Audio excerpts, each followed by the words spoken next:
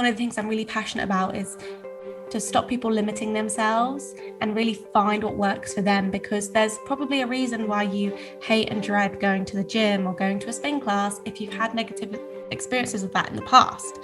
And so if we're wanting to work on this relationship going forward, maybe doing something different that you actually like is going to be key. As you said, I'm a personal trainer by trade, and I've been working in the fitness industry for the past 7 years. And in that time, I've gone on a really personal and professional journey of really changing my approach to what I think fitness really is about, and that focusing on how we feel rather than how we look is most important. And so I have, like I said, gone on this own journey of healing my relationship with food and exercise and my body. And through my work, I want to help facilitate the same. And specifically when it comes to exercise, I focus on intuitive movement, which might be a familiar phrase to some people, might not be. They may have heard of intuitive eating. It's really an offshoot of that work and that framework. And it's really all about helping people have a good relationship with exercise. So that's what I'm most passionate about. And today I'm working as a personal trainer. I teach classes. I also get to write books, and I also have a podcast and an online presence as well. So I'm really fortunate that everything I get to do is under the umbrella of fitness, but I get to do a variety of things, and I'm really grateful for that. For me, it really started at drama school. So originally I trained to be a musical theatre performer, and I actually studied full-time for 5 years. And the last 3 of those years, I struggled a lot, and I kind of enjoyed it and felt that I needed to be the fittest and healthiest performer I could be. And so I set about researching how can I improve my fitness outside of my training? How can I, get an advantage? Because drama school is a very competitive world. And so at the time, it was just as Instagram was becoming popular, Pinterest, platforms like that, you were able to find like Fitspo quotes, motivational quotes. And everything I found about fitness was telling me that successful fitness was losing weight, and successful fitness was achieving this kind of lean, toned body. And so that's what I did. I just did what I thought everyone else was doing. And to be honest, everyone else was pretty much doing that. I couldn't really find much else. And so I kind of jumped straight into not only doing dancing every day, but then going to the gym, and everything became fairly obsessive for me. So I couldn't I had to make sure I went to the gym. I had to get my workout in. And that coincided with a quite obsessive relationship with food at the time as well. And it was all with the best intentions, but with really bad advice. It soon slipped into a very disordered relationship with food and exercise.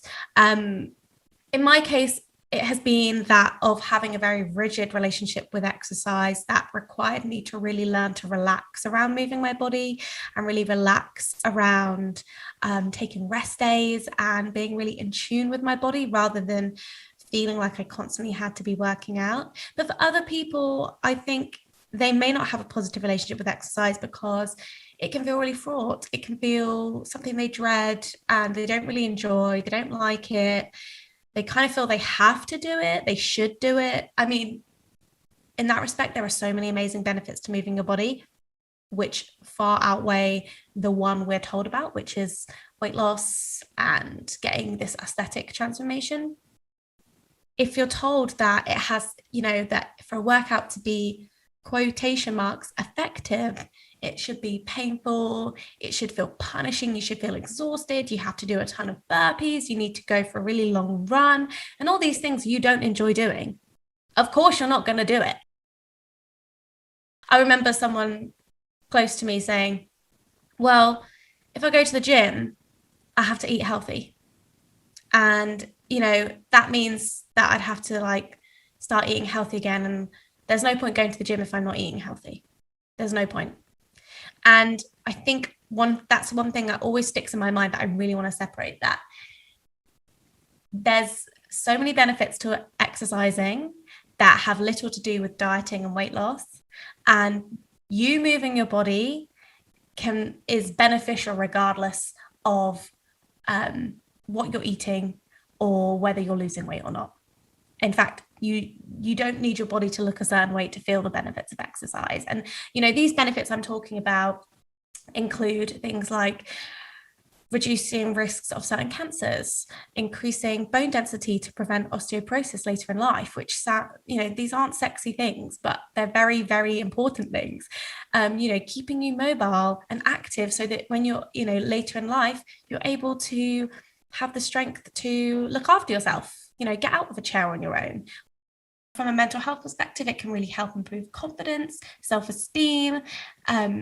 We know it can help manage and reduce potential risk of developing depression, as well as help managing symptoms.